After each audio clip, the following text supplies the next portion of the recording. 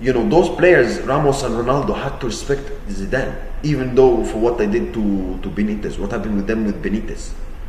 They had to respect Zidane because he had that presence, that personality, that, oh, you can't mess with him, you know. And you know, not only he was a fantastic player, he was a kind of can be a fiery character, as we saw in the World Cup 2006 final. Having seen Mbappe do what he did to Xabi Alonso, do you really think Vinicius, Mbappe, and Bellingham are gonna respect Arbiola after they did what they did to Alonso? Club legend, a great, even though he doesn't have the same presence as Zidane, the same quality as Zidane as a footballer. Do you think they're gonna respect Arbiola? Come on, like, if you're gonna okay, you want to maybe sack Alonso, or Alonso wants to leave, maybe, okay, fine, but bring a good replacement. Have someone who's like, who can manage the dressing room, who can, you know, have that presence, who can manage the dressing room. You're gonna bring Arbiola, the guy, okay, played for Liverpool and played for Real Madrid. So is Xabi Alonso, and he has no managing, no coaching experience, nothing. And I think he used to be a second choice Real Madrid goalkeeper, Real Madrid right back. You know, and people say, oh, but you know, he used to manage at Castilla. He used to manage at Castilla like Zinedine Zidane. He used to manage Real Madrid at Castilla. So as Santiago Solari. He replaced Lopetegui, and he managed Santiago. He managed Real Madrid at Castilla, and he had a good run of first 4 or 5 games where he was doing really well and the winning games. And you think like, and people thought like, oh, it could be the new Zidane where he could win Champions Leagues. And then what happened? 5-6 months later, sacked. If you don't have the presence and you don't have the personality, if you don't have it's not about being a great coach. It's about being a great manager, and about having a great personality and having the guts to deal with the dressing room, those egos at Real Madrid. If you want, those kind of things, you need to have that if you want to be a successful Real Madrid manager. It's not about Real Madrid, being a Real Madrid manager. It's not about coaching and tactics. It's about managing. Because you know, again, managing those egos in the dressing room is a pain in the ass.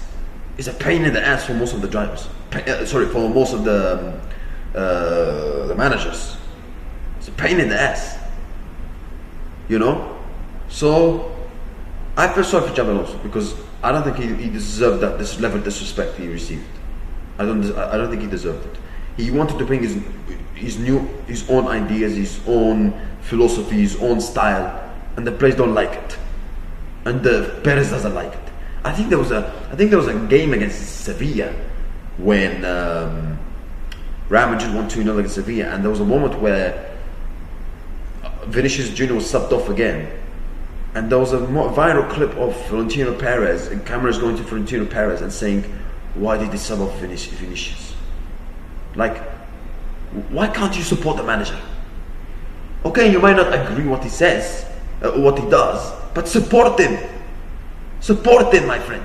Why you waste your time by paying 10 million to buy Leverkusen to get him then, if you're not going to support him? Why waste your time?"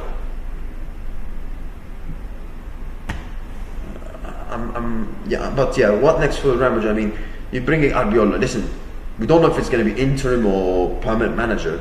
If it's interim manager, then yeah, okay, fine. Arbiola could let the players do whatever they want.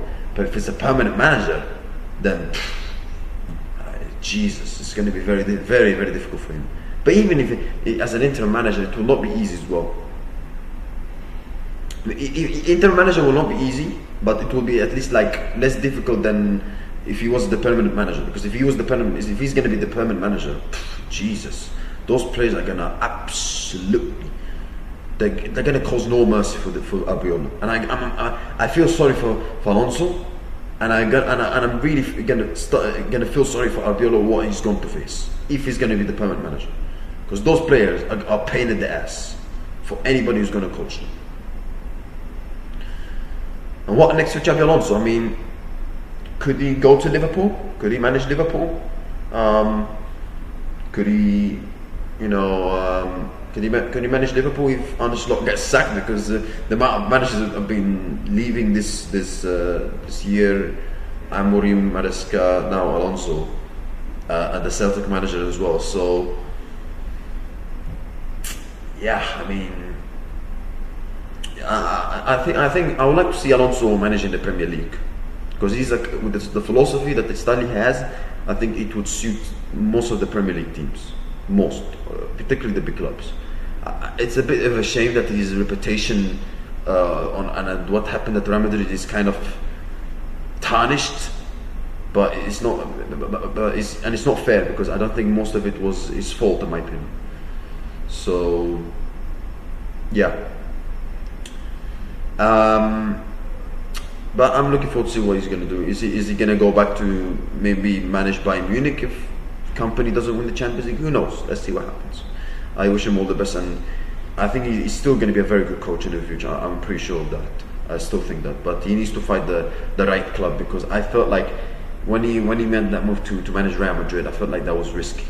I think and yes, people say, oh, he should have made that move moving to Liverpool.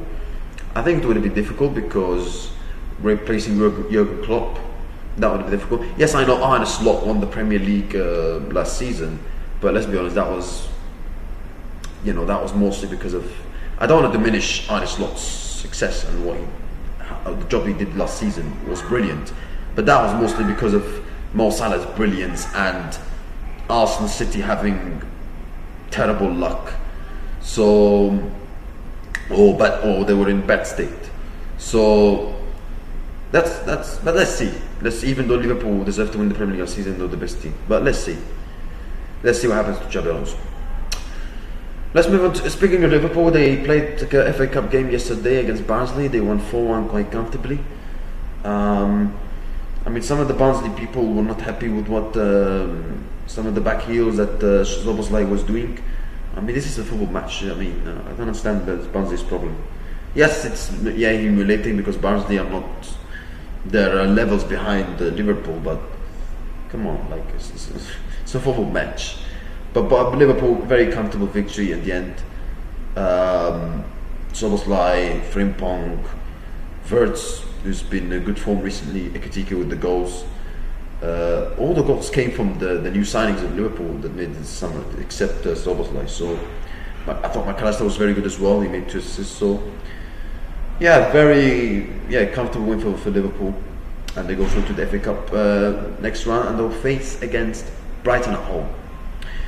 Juventus destroyed Cremonese, 5-0, very comfortable victory for Juventus.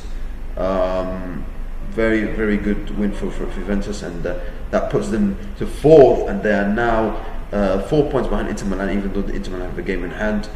It separates only 4 points between Inter and Roma, and that's between 1st and 5th, so it's getting very, very tasty. Maybe Roma and Juventus are back in the race, but yeah, very good victory for Juventus. Today's Carabao Cup semi-final, you've got Newcastle United against Manchester City. It's going to be at St James Park. Do I think there should be 2 legs for the Carabao Cup semi-final? With the current fixture conjunction, no. I understand that back in the day, like when the fixtures were, let's say, less harming than it is now because of more Champions League games and more money, etc. I think before the Champions League format, the new Champions League format, no problem with 2 legs in a Carabao Cup semi-final. Why not? Copa del Rey, the Spanish football used to. Copa del Rey, Spanish football used to do it.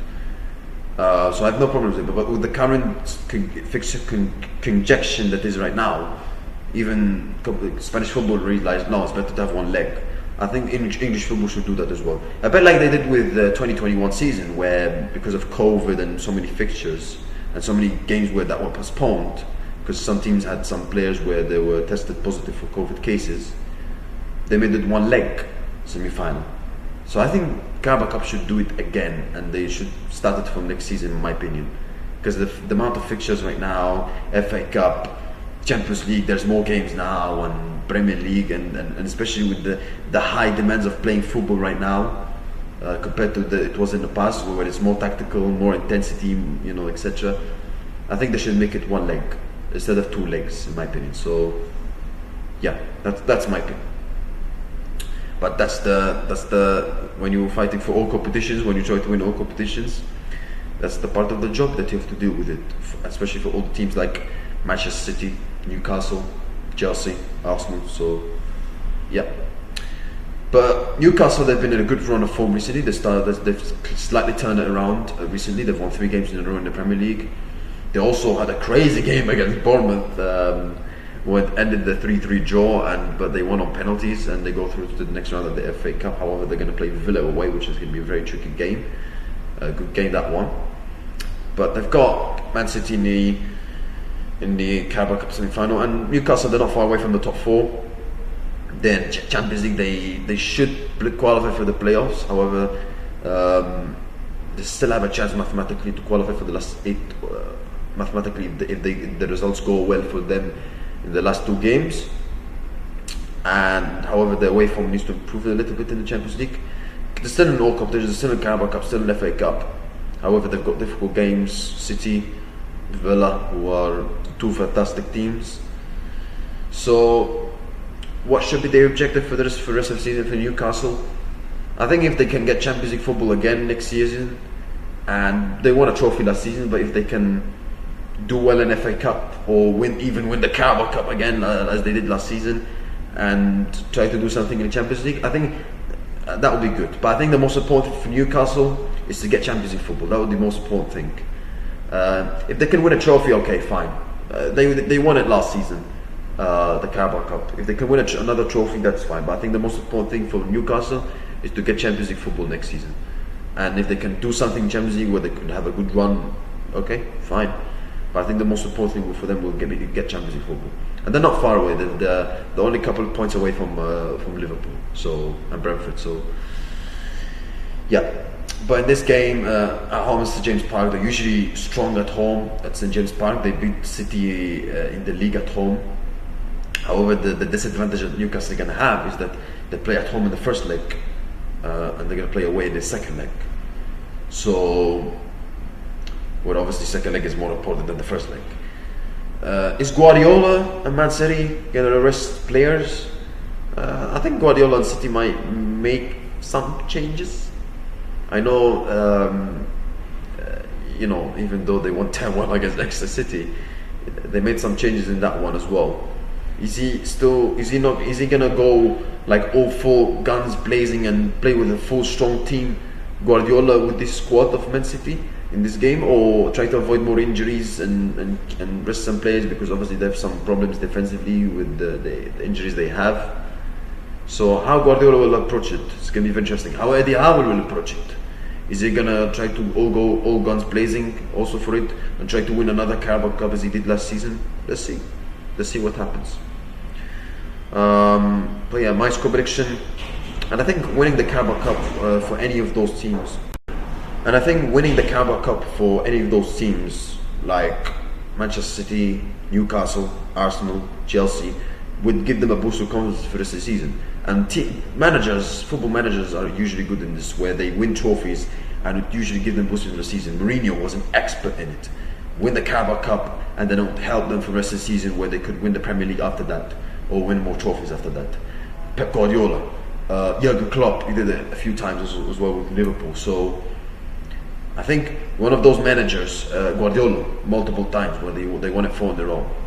If Guardiola and Arteta, Eddie Howe, Limina Senior, those managers take it seriously and they win the first trophy, that will for sure help give a boost of confidence. For City, for sure, it will help them for the season to try to win even more trophies, the Premier League or the Champions League. Same goes for Arsenal. Newcastle, it would help them to try to qualify for the Champions League again, as they did last season when they beat Liverpool, to help them to qualify for the Champions League. Chelsea, they have not had an easy season, not had a great season, but if they can win the Carabao Cup, that would be helpful for Limina Senior, already just arriving, first trophy, and it would help them for the rest of the season.